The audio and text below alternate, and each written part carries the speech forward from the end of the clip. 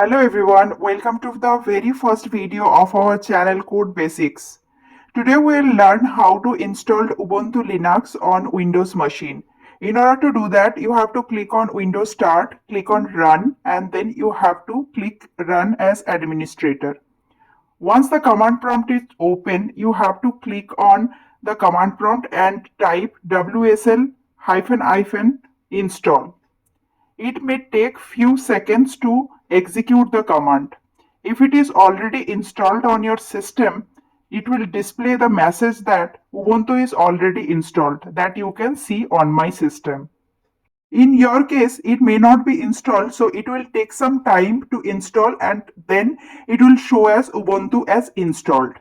I hope till this point we are clear. Let's move on to the next step. Again, go back to Windows Start, then Run, then type appwizcpl, then press enter. It will open the program and features window of control panel. Now you can see an option in left hand top side, turn Windows features on or off. Click on that option. This will lead to open a pop-up window called Windows Features with multiple checkbox options that you can see. You can now scroll down and click on the checkbox Windows Subsystem for Linux, which is the third last option for me.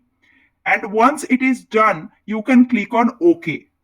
Once you click on OK, it will start to apply the changes on your system and you will see the applying changes progress bar. It will take couple of seconds. Once this is done, it will ask you to restart your system and you can choose to restart later, that is don't restart. Once your system is restarted, then only the changes would be reflected. I will restart my system and come back in few seconds. So the next step is to install the front-end terminal for Ubuntu. Now go to Windows Search for Microsoft Store and then in the search bar type Ubuntu and then hit enter. You need to install Ubuntu. You have to provide the username and password as per your choice. In my system it is already installed, so it is showing as open. Now let's verify if the functionality of Ubuntu terminal is working fine or not. You can click on open just beside the Ubuntu icon. Then finally our black window is opened.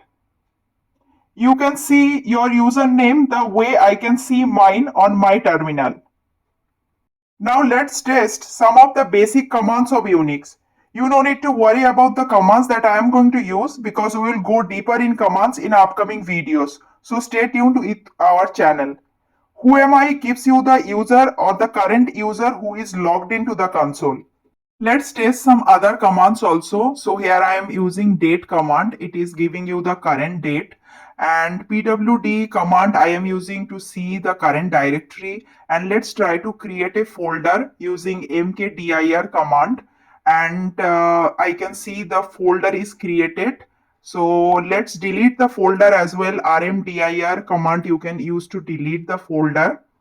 Yeah, I can see everything is working fine. So I hope this video is helpful to you. If you have liked this video, please hit the like button, do comment below, share and subscribe to my channel.